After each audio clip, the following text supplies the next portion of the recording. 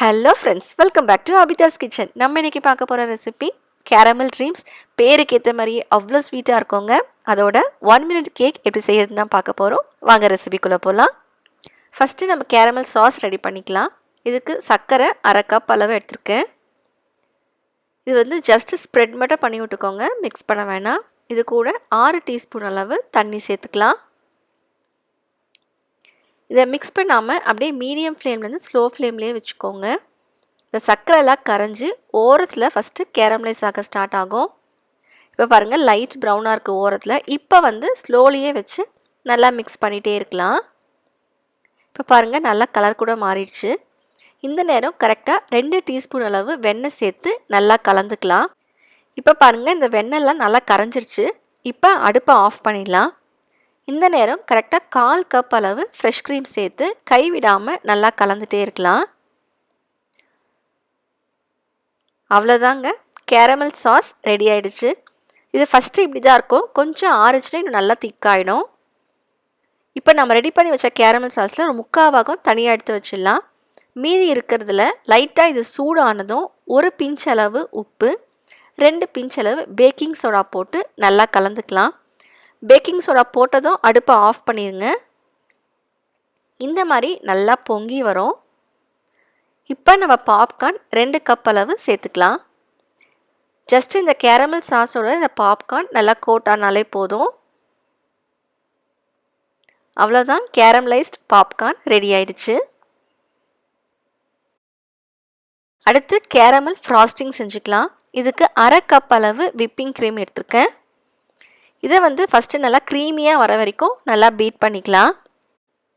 இப்போ பொடி பண்ண சர்க்கரை 4 டீஸ்பூன் அளவு சேர்த்து நல்லா ஸ்டிஃப் பீக் வர வரைக்கும் பீட் பண்ணணும். அப்போ தான் இந்த ஃப்ராஸ்டிங் க்ரீம் நல்லா வரும்.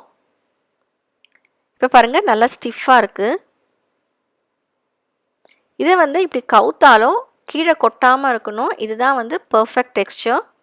அடுத்து இதில் கேரமல் சாஸ் 1 ஸ்பூன் அளவு சேர்த்துக்கலாம். ரொம்ப அதிகமாக சேர்த்தா இந்த கலர் மாறிடும், அதனால் 1 ஸ்பூன் அளவே போதும். இப்போ இதையும் நல்லா பீட் பண்ணிக்கலாம். ஒருவேளை நீங்கள் பொடி பண்ண சர்க்கரை சேர்க்காமல் இருந்தால் இந்த கேரமல் சாஸ் 2 ஸ்பூன்லேருந்து 3 ஸ்பூன் அளவு கூட சேர்த்துக்கோங்க. இப்போ பாருங்கள், நல்லா ஸ்டிஃப் பீக்காக இருக்குது. பர்ஃபெக்டான ஃப்ராஸ்டிங் டெக்ஸ்சர். இதை வந்து நம்ம ஒரு பைப்பிங் பேக்கில் மாற்றிக்கலாம். அடுத்து நம்ம செய்ய போகிறது 1 minute வெனிலா கேக். இதுக்கு 2 டீஸ்பூன் அளவு வெண்ணெய் இந்த மாதிரி உருக்கி சேர்த்துக்கலாம். இது கூட 1 முட்டை. இதுக்கு மெஷர்மெண்ட்ஸ் ரொம்ப முக்கியம். சர்க்கரை 4 டீஸ்பூன் அளவு சேர்த்துக்கலாம். 2 டீஸ்பூன் பால், 1 டீஸ்பூன் வெனிலா எசன்ஸ். இதை வந்து ஃபஸ்ட்டு சர்க்கரை கரையிற வரைக்கும் இந்த மாதிரி நல்லா பீட் பண்ணிக்கலாம். இப்போ சர்க்கரை நல்லா கரைஞ்சிருச்சு. இதில் 6 டீஸ்பூன் அளவு மைதா சேர்த்துக்கலாம். 1/2 டீஸ்பூன் பேக்கிங் பவுடர். இதை வந்து எந்த விதமான கட்டியும் இல்லாமல் நல்லா கலந்து வச்சுக்கலாம். நல்லா ஒரு திக் பேட்டர் மாதிரி வரும். இந்த அளவுக்கு நல்லா கலந்து வச்சுக்கோங்க. அடுத்து பேக்கிங் பவுலில் கொஞ்சமாக இந்த மாதிரி வெண்ணெய் தடவி வச்சுக்கலாம். இதில் நம்ம பாதி அளவு மட்டும்தான் ஃபில் பண்ணணும். அதிகமாக ஃபில் பண்ணோம் அப்படின்னா அது மைக்ரோவேவில் வைக்கும்போது நல்லா பொங்கி வெளியே வந்துடும். இப்போ இதை நம்ம மைக்ரோவேவில் 1 நிமிஷம் மட்டும் நம்ம வைக்க போகிறோம். ஹை டெம்பரேச்சரில் 1லேருந்து 1.5 நிமிஷம் அளவுக்கு வைக்கலாம். ஒரு சில அவனில் வந்து டைம் டிஃபர் ஆகும். நான் வந்து 1 நிமிஷம் 10 செகண்ட் வச்சேன். இந்த மாதிரி கரெக்டாக எவ்வளோ ஃப்ளஃபியாக இருக்குது பாருங்கள். இதை ஓப்பன் பண்ணிவிட்டு ஒரு டூத்பிக் வச்சு செக் பண்ணி பாருங்கள். ஒருவேளை இன்னும் மாவாக இருக்கிற மாதிரி இருந்துச்சு அப்படின்னா அடுத்த ஒரு 10 செகண்ட்லேருந்து 20 செகண்ட் வைங்க, அது கரெக்டாக இருக்கும். இப்போ நான் வச்ச டைம் சரியாக இருந்துச்சு, எனக்கு மாவுலாம் ஒட்டாமல் இருக்குது. அவ்வளவுதான், 1 minute vanilla sponge cake ready ஆயிடுச்சு. நல்லா சாஃப்டாகவும் இருக்குது. கேக் நல்லா மாய்ஸ்டாக இருக்கிறதுக்காக சர்க்கரை கலந்த தண்ணியை இந்த மாதிரி மேலே ஸ்ப்ரெட் பண்ணிக்கலாம். அப்போ தான் உள்ளுக்கு அதை ஊறி சாஃப்டாக இருக்கும்.